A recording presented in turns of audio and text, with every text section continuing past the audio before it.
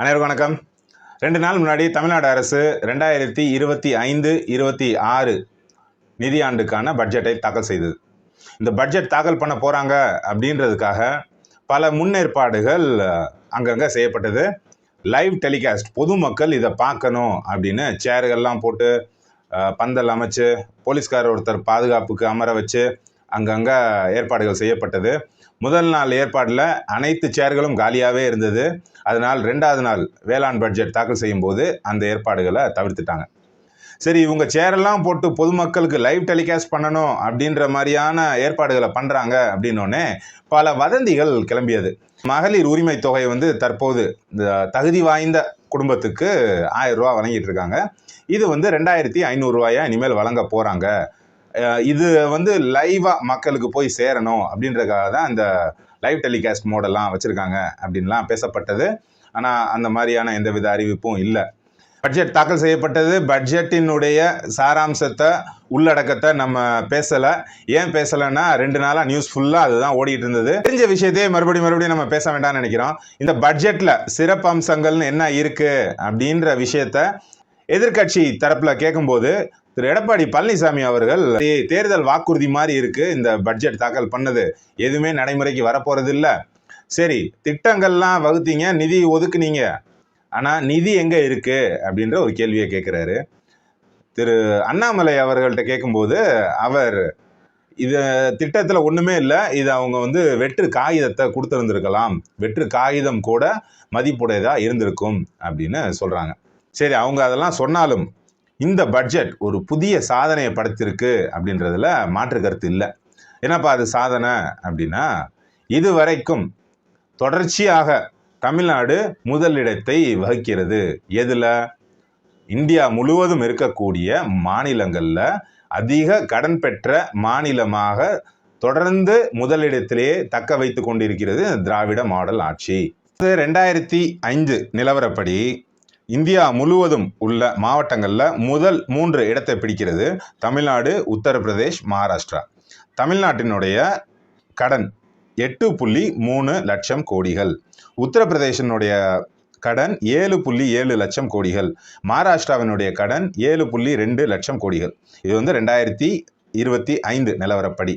சரி, இந்த பட்ஜெட் தாக்கல் செய்த பிறகு தமிழ்நாட்டினுடைய கடன் எவ்வளவு அப்படின்னா 9,29,959.3 கோடி ரூபாய்கள். இதுதான் தற்போது தமிழ்நாட்டினுடைய கடன் தொகை. சரி, 2021ஆம் ஆண்டு தமிழ்நாட்டினுடைய கடன் எவ்வளவு இருந்தது அப்படின்னா 5,18,796 கோடி ரூபாய்கள் கடனாக இருந்துச்சு 2021. 2021 தற்போது வரைக்கும் ஆளும் டிஎம்கே கட்சி வந்ததுக்கு பின்னால கடன் தொகை எவ்வளவு அதிகரிச்சிருக்கு அப்படின்னா 4,11,163.3 கோடி ரூபாய்கள் தமிழ்நாட்டினுடைய கடன் கடந்த இந்த 4 ஆண்டுகளில் வந்திருக்கு. இன்னும் ஓராண்டு அதுக்கும் சேர்த்து தான் இப்போ பட்ஜெட் போட்டிருக்காங்க. அப்போ இவங்களுடைய சாதனை என்ன அப்படின்னா 4,11,000 கோடி ரூபாய்கள் தமிழ்நாட்டுக்கு கடனாக வச்சிருக்காங்க. சரி, கடன் வாங்க வேண்டிய நிலை தமிழ்நாடு ஏன் தள்ளப்படுது? பல மாநிலங்கள் டாஸ்மாக் போன்ற துறையே இல்லாம இயங்குது. 50,000 கோடி ரூபாய் டாஸ்மாக் அப்படிங்கிற ஒரு நிறுவனத்திலிருந்து மட்டும் வருவாயா வருது. போன்ற மாநிலங்கள்ல இந்த வருவாய் கூட கிடையாது. அப்படி இருக்கும் போதே அவங்க பட்ஜெட் ப்ராஃபிட்ல கொண்டு வர்றாங்க. இன்ஃப்ராஸ்ட்ரக்சருக்கு 95,000 கோடி ரூபாய் வரைக்கும் செலவு பண்றாங்க. ஆனா நம்ம மாநிலம் அவ்வாறான நிலையில இல்லை அப்படின்னு அண்ணாமலை போன்றவர்களும் குற்றச்சாட்டிக்கிட்டு இருக்காங்க. இந்த மாதிரியான விஷயங்கள் ஒரு பக்கம் குற்றம் சாட்டப்படுது. மற்றொரு தரப்புல தொடர்ச்சியா ஒவ்வொரு தாக்கல் செய்யப்படும் பட்ஜெட்ல குறிப்பிட்ட நிதியை ஒதுக்கிக்கிட்டே இருக்காங்க. உதாரணத்துக்கு சென்னை அடையார் ஆற்றை பராமரிப்புக்காக சுமார் 1,500 கோடி ரூபாய்கள் ஒதுக்கப்பட்டது அப்படின்னு சொல்லுவோம். இது வருஷம் ஒதுக்குறாங்க. ஆனா அங்க அதுக்கான பணிகள் நடைபெற்றிருக்கா அப்படின்னா அது இல்லை. அப்புறம் எதுக்கு இந்த நிதியை ஒதுக்குறாங்க அப்படின்ற கேள்வியும் பொதுவெளியில எழுப்பப்படுது. சரி, ஒரு காமன் மேனா ஒரு விஷயத்த கொஞ்சம் திங்க் பண்ணி பார்ப்போமே. நம்ம தமிழ்நாட்டை பொறுத்த வரைக்கும் 2 பெரும் திராவிட கட்சிகள் தான் மாற்றி ஆட்சி செஞ்சுக்கிட்டு இருந்தாங்க. டிஎம்கே, ஏடிஎம்கே. இவங்க 2 பேரை தவிர வேற எந்த கட்சியும் பெரும்பாலும் சமீப காலகட்டத்தில் நமக்கு விவரம் தெரிய தமிழ்நாட்டை ஆட்சி கொள்ளலை. இது திராவிட மண் அப்படின்னு அவங்க அவ்வளோ ஸ்ட்ராங்காக பேசுறது காரணமும் அதுதான். ஏடிஎம்கேனா அதுக்கு ஆப்போனன்ட் டிஎம்கே, டிஎம்கேக்கு ஆப்போனன்ட் டிஎம்கே. பட் இவங்க 2 பேருக்குள்ளேயும் ஒரு சைலண்ட் அண்டர்ஸ்டாண்டிங் இப்போ உள்ள காலகட்டத்தில் இருக்கு அப்படின்ற ஒரு குற்றச்சாட்டும் வெளியில இருக்கு. அது ஓரமா இருக்கட்டும். இப்போ இந்த 2 கட்சிகள் ஆரம்ப காலகட்டத்தில் இந்த கட்சி தலைவர்கள் எல்லாமே வந்து திரள் நிதி அது இன்னைக்கு சீமான் அவர்கள் கையில் எடுத்திருக்காரு அப்படின்ற கொச்சைப்படுத்தின டிஎம்கே தரப்பு மக்கள் அவங்களுடைய கட்சியை ஆரம்ப காலகட்டத்தில் பேசி பேசி ஊர் ஊரா சென்று அவங்க கொள்கையில சொல்லி மக்கள்கிட்ட நிதி பெற்று இந்த கட்சி உருவானது. அப்போ இரு கட்சியுமே அப்படிதான், டிஎம்கே அந்த மாதிரி தான் உருவாச்சு. ஏடிஎம்கே டிஎம்கேல இருந்து பிரிஞ்சு வந்து ஒரு தனி கட்சியா உருவெடுத்தது எம்ஜிஆர் அவர்களால். அப்போ பேக்ரவுண்ட் இந்த 2 கட்சி தலைவர்களுக்கும் அப்படின்னு பார்த்தோம்னா பெருசா ஒண்ணுமே இல்லைல்ல. இவங்க வந்து காமன் மேனா இன்னைக்கு எப்படி சீமான் அவர்கள் போராடிட்டு இருக்காரோ அது மாதிரியான ஒரு நிலையிலிருந்து வந்தவங்க தான். நடிகர் விஜய் மற்றும் விஜயகாந்த் இவங்க 2 பேருனுடைய நிலைப்பாடு வேற. ஏன்னா அவங்களுடைய துறையில சாதிச்சு பல தர்ம காரியங்களை எல்லாம் செய்தவர் விஜயகாந்த் அவர்கள். அவர் உதவி செய்யாத துறையே இல்லை அப்படின்ற மாதிரி, கஷ்டம்னு யார் வந்தாலும் அவருக்கு உதவக்கூடிய ஒரு நிலையில இருந்து ஃபினான்ஷியலா வெல் பொசிஷன்ல இருந்தவர் விஜயகாந்த் அவர்கள். தற்போது விஜய் அவரும் டாப் நடிகரா இருக்காரு. அவருக்கு ஃபினான்ஷியல் ப்ராப்ளம்லாம் இல்லை. அவர் ஒரு நல்ல பொசிஷன்ல இருந்து ஒரு கட்சியை ஆரம்பிக்கிறார். இவங்களுடைய நிலைப்பாட்டிலே ஏடிஎம்கேவும் டிஎம்கேவும் ஆரம்பிக்கப்பட்டது இல்லை. சரி, தமிழ்நாடு ஆண்டது இந்த 2 கட்சிகள் மட்டும்தான். இந்த 2 கட்சிகள் ஆண்டு இத்தனை வருஷத்துல தமிழ்நாட்டினுடைய கடன் தொகை 9,11,000 கோடி ரூபாய். இந்த 2 கட்சிகளை நடத்தக்கூடிய நபர்கள், ஆட்சியில இருந்த நபர்களுடைய சொத்து மதிப்பு எவ்வளவு இருக்கும் அப்படின்னு தோராயமா யோசிச்சு பாருங்களேன். ஆட்சி நாங்க பண்றோம், தமிழ்நாடு நட்டத்துல போகுது, கடன் கடன் கடன். ஆட்சி செய்யறவங்க மேலும் வளர்ந்துகிட்டே இருக்காங்களே, இது எப்படி பாசிபிள் ஆகுது? இப்போ ஆட்சியே நஷ்டத்துல போகும்போது அவங்க இன்னும் பரிதாபத்துக்குரிய நிலையில தானே இருக்கணும். அவங்களுடைய சம்பளம் மட்டும்தானே அவங்களுக்கு இருக்கணும். ஆனா அது இல்லையே. ஜெகத் ரட்சகன் அப்படின்ற ஒரு எம்பி நினைச்சாருன்னா தமிழ்நாட்டினுடைய மொத்த கடனையுமே அவரால் அடைக்க முடியும் அப்படின்னு சொல்லப்படுது.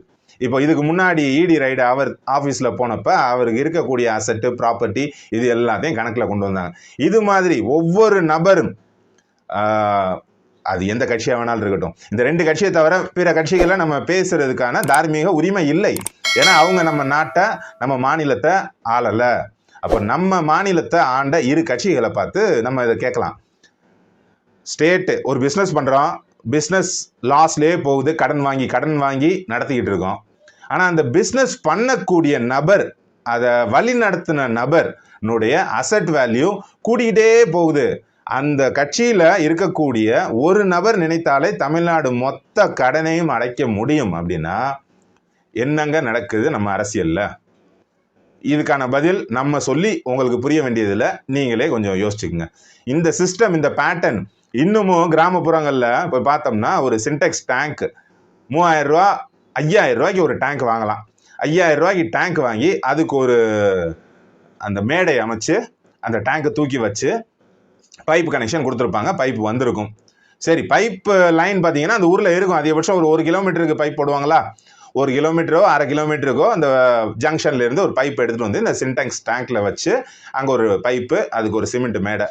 இதுக்கு எவ்வளவு செலவாகும் அப்படின்னு நம்ம ஒரு தோராயமாக ஒரு 10,000 ரூபா 20,000 ரூபாயில் முடிச்சிடலாமா அப்படின்ற மாதிரி நம்ம யோசிப்போம். சரி, அதிகபட்சம் போனாலே ஒரு 50,000 ரூபா ஆகுங்களா அப்படின்ற மாதிரி நம்ம பிளான் பண்ணோம்னா கூட தடத்துக்கு பக்கத்தில் ஒரு மஞ்சள் கலர்லையோ ஏதோ ஒரு கலரில் பெயிண்ட் அடித்து எழுதியிருப்பாங்க, திட்டம் இன்னார் நிதியிலிருந்து ஒதுக்கப்பட்டது, இதனுடைய செலவு 5,5 லட்சம் ரூபாய், 5 லட்சம் ரூபாய் அப்படின்லாம் இருக்கும். ஒரு சின்டெக்ஸ் டேங்குக்கு, அதுக்கு அந்த தடத்துக்கு, அந்த லைனுக்கு 5 லட்சத்து ரூபாயிலிருந்து 7 லட்சம் ரூபா திட்டம் ஒதுக்கப்படுது.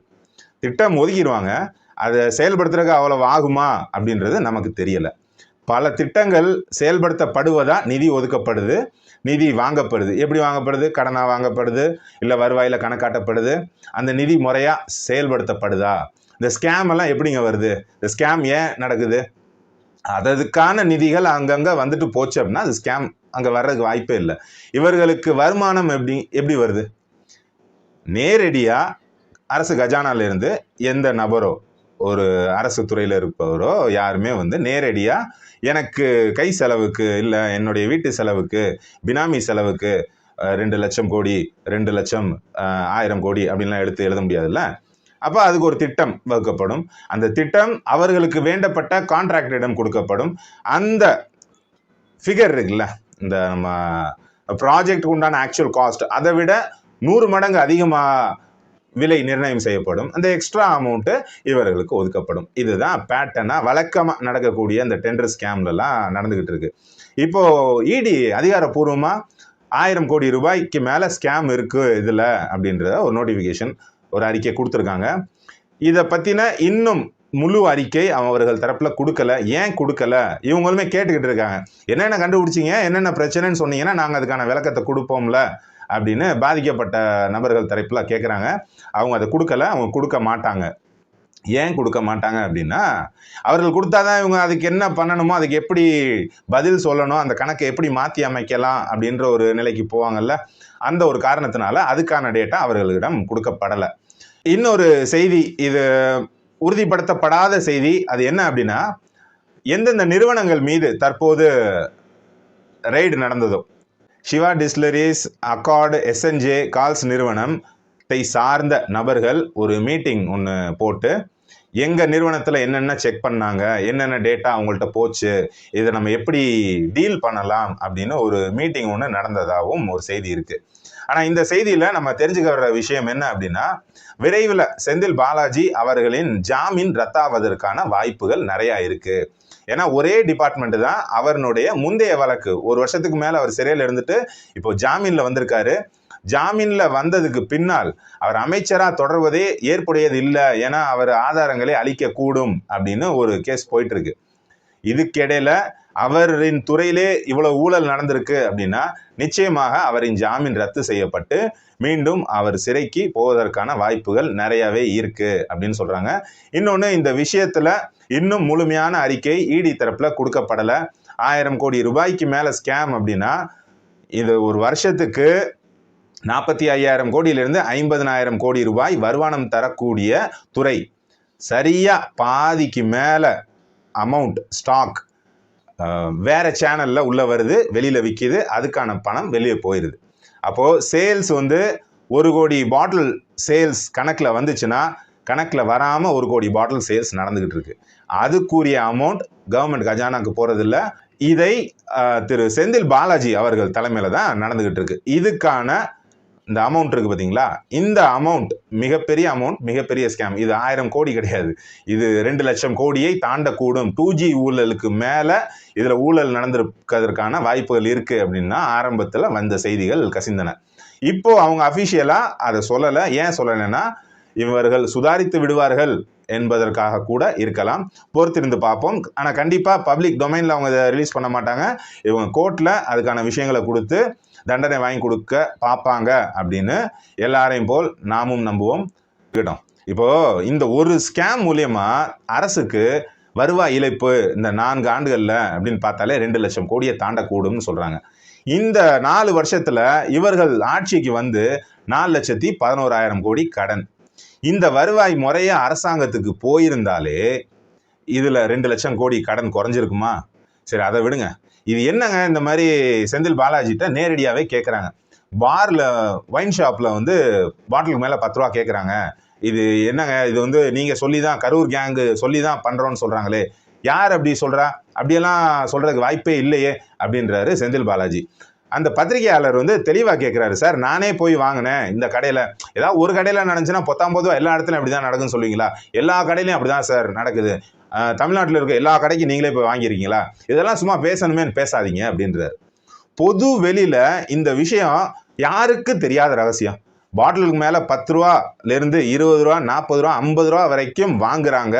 அப்படிதான் நடக்குது அப்படின்ற விஷயம் இன்னைக்கு தெரியாத நபர்கள் யாருமே இல்லை. அப்பட்டமா, ஏன்னா ஓப்பனா தானே அது நடக்குது. இது இந்த டைமிங்குள்ள, அந்த 12 மணிலேருந்து அவங்க நைட்டு 10 மணிக்குள்ள உள்ள நிலவரம். இது அன்டைம். நைட்டு கடை அடைத்த பின்னால் காலையில் கடை திறக்கிறதுக்கு முன்னாடி இது டபுள் ட்ரிபிளாக கூட சூழ்நிலைக்கு ஏற்ற மாதிரி கொடுக்கப்படுது. அதுவும் இதே மாதிரி ஒரு சேனலில் வர அமௌண்ட்டு தான். ஆனால் இப்படி ஒரு ஊழலே நடக்கலை. இது வழக்கமாக பிஜேபி எதிர்கட்சிகள் ஆளக்கூடிய மாநிலங்களில் இடியை ஒரு அஸ்திரமாக பயன்படுத்துகிறாங்க.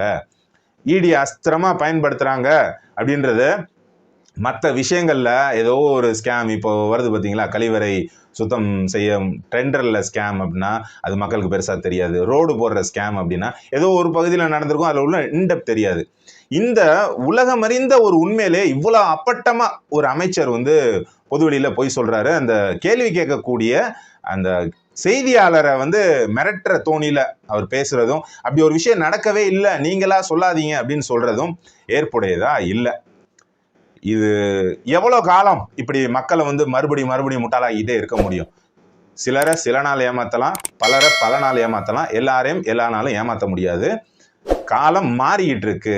இந்த அரசியல்வாதிகள் வந்து ஒரு காலகட்டத்தில் என்ன சொன்னாலும் அதை ப்ரூஃப் பண்ண முடியாது. பப்ளிக்கு அது விஷயம் தெரியாது, அவங்க கனெக்ட் ஆக மாட்டாங்க. ஆனால் இன்னைக்கு நடக்கக்கூடிய ஊழல் இது எல்லாமே டைரக்டாக பப்ளிக்கு தெரிஞ்சே நடக்குது. அப்படிங்கும்போது தெரிஞ்சாலும் பரவாயில்ல, நாங்கள் அறிக்கை இப்படி தான் விடுவோம் அப்படின்னு சொல்கிறாங்க. பார்ப்போம் இடி டிபார்ட்மெண்ட் இந்த வழக்கில் எதை நோக்கி போகுது, தமிழ்நாடு எதை நோக்கி முன்னேறிக்கிட்டு இருக்கு அப்படின்றத வரும் நாட்களில் பார்ப்போம். மீண்டும் ஒரு நல்ல காணொலியில் உங்களை சந்திக்கிறேன். நன்றி, வணக்கம்.